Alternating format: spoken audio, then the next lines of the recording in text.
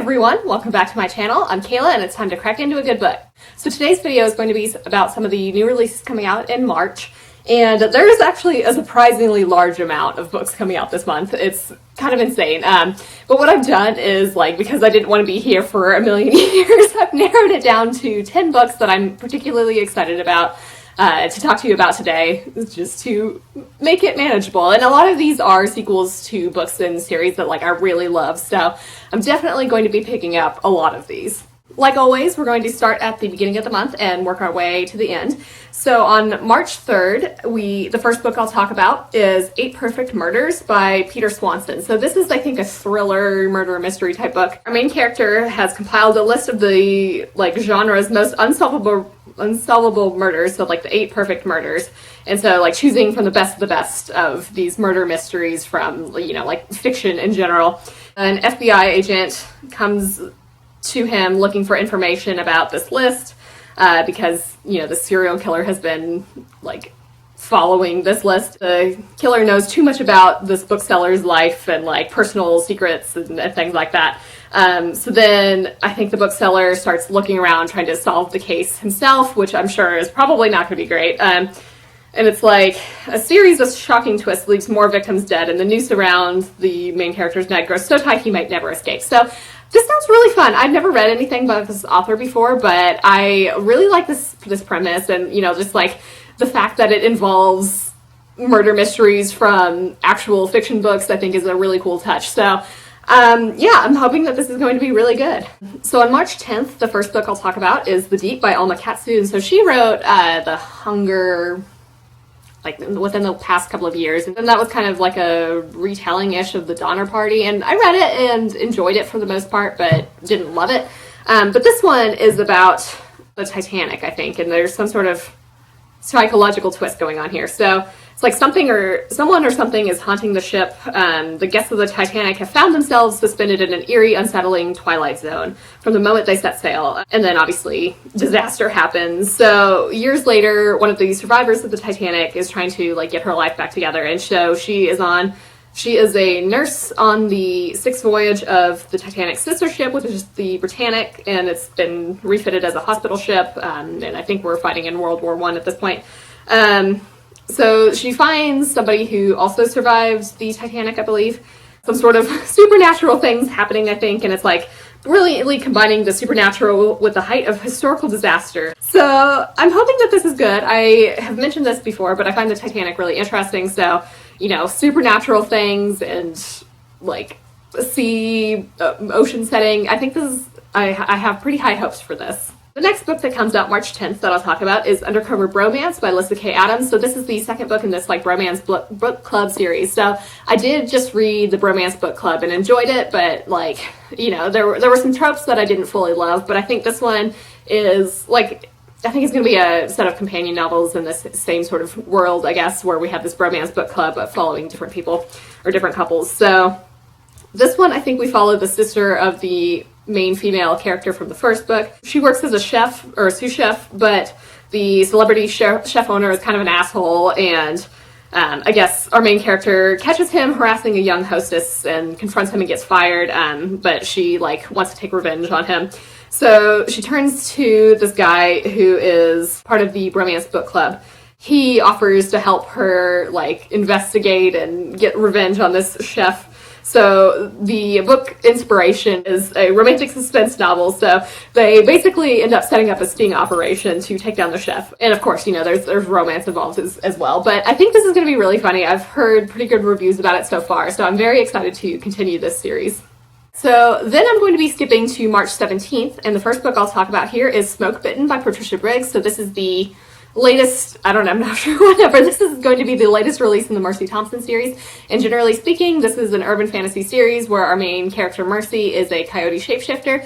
And I've talked about it several times before on my channel, but there's a lot of politics with the werewolves, and we've got vampires, witches, all sorts of creatures. So this one I think is going to be a lot about the Fae. It looks like it says centuries ago the Fae dwelt in Underhill until it kind of locked them out, basically. So they kind of had to leave behind lots of things, and It says like they abandoned their prisoners and their pets. So the creatures that remain are like kind of psychotic, and it's like only the deadliest survive. So one of these prisoners have escaped, and it can like shapeshift into anything basically.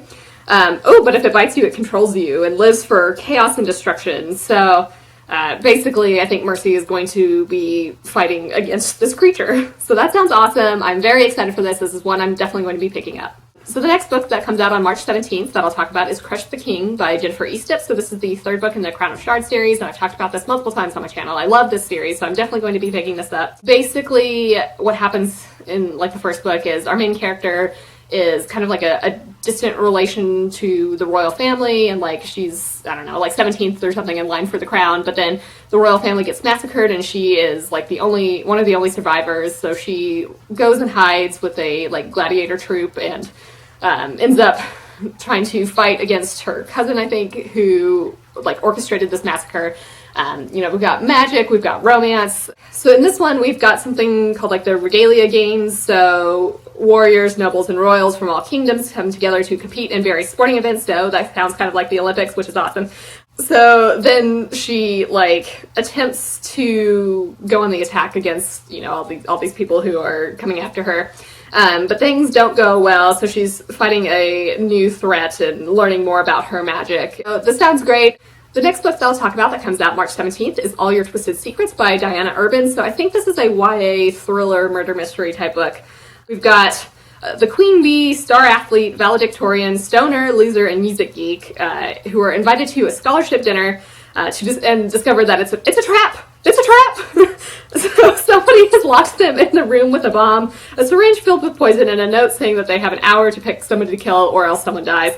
So I think one of our characters is determined to get everybody out alive, but I don't know why they're all together or like, what they've done to like have somebody want to kill them. So I think they're trying to figure out how they're all connected, to how to escape. Everybody, I'm sure, will have some secrets. That's in the title, so, that seems highly likely. And then it's like, as the clock ticks down, confusion turns into fear, and fear morphs into panic as they race to answer the biggest question: who will they choose to die? So that sounds very exciting. The next book that I'll talk about that comes out March 17th is The House in the Cerulean Sea by TJ Klune. So this, I think, is a fantasy book where we've got this, like, magical island, and one of our main characters is a caseworker at the department in charge of magical youth. So he's like, trying to oversee well-being of children in government-sanctioned orphanages. He's unexpectedly summoned by extremely upper management. This is like a highly classified assignment to go to this island orphanage where we've got like dangerous children. So we've got a gnome, a sprite, a wyvern, an unidentifiable green blob, a were-Pomeranian, and the Antichrist. So our main character must determine whether or not they're likely to bring about the end of days. There's a mysterious caretaker, I think, involved, and we've got secrets being exposed, and our main character has to make a choice between destroying a home or watching the world burn. I haven't read anything by this author before, but that sounds intriguing. I like the combination of these children, and like that sounds like it could be fairly cheerful despite some of the topics. But yeah, so we will definitely see.